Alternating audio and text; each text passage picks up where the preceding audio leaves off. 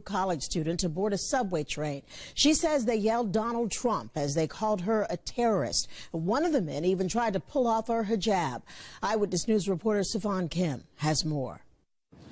Joe and Sandra, that young woman is a freshman here at Baruch College just down the block from here. She was here late Thursday night for a college function and then hopped on this train here at 23rd Street. And that's when it happened. A hate-filled pro-Donald Trump rant that turned physical. She says she's heard of it happening around the country since Election Day, but she never thought it would happen here in New York. They kept saying things like, get out of this country, you don't belong here, go back to your own country. 18-year-old Yasmin Saweed recounting the ugly attack Thursday night. It was around 10 p.m. when the college student jumped on the 6 train to head home to New Hyde Park when she noticed 3 young men on the car. It smelled like they were drunk. When they approached me, I smelled it and I was like, yeah, they're obviously drunk. And before that, they were talking really loud and laughing, and through my headphones, I heard them say Donald Trump. The Muslim woman says she tried to ignore them, but that was just the beginning of their disgusting assault. They said terrorist, and I was like, okay, like. There's a major update that has Greg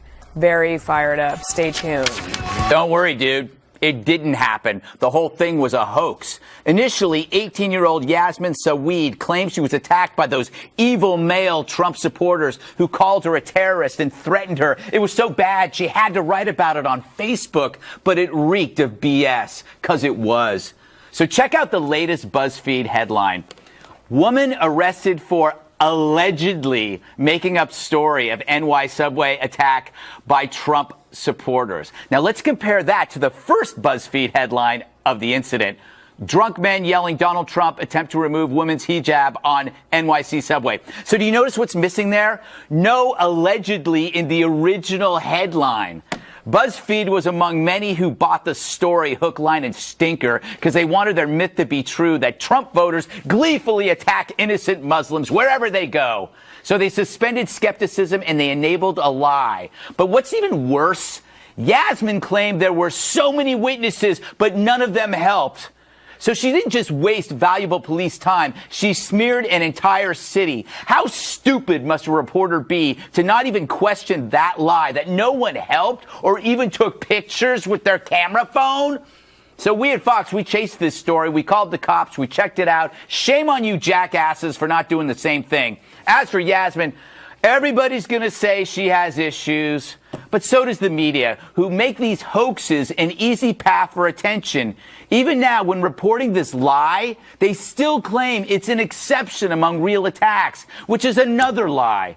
But that's our media, who takes fiction as fact because it fits their ghoulish assumptions. It's a hate crime against all of us. They said terrorist, and I was like, okay, like, I'm not going to say anything. I'm minding my own business. I don't want to get hurt. And after I didn't respond, they came closer and they were like, oh, look, it's an effing terrorist right behind my ears. Saweed says the men then grabbed her purse, breaking the strap. I was really scared. I was shaking. So she moved to the other end of the car, but they followed. They were not done. As they got closer, they were like, take that rag off your head. One of them reached for my hijab from the back and tried to pull it off, but I put my hand on top of my head so it wouldn't fall off. Saweed says to add insult to injury, no one defended her. I looked at people, watched me, and they just looked away. And that was the part that really hurt. Like, yeah, it sucks. They're Donald Trump supporters.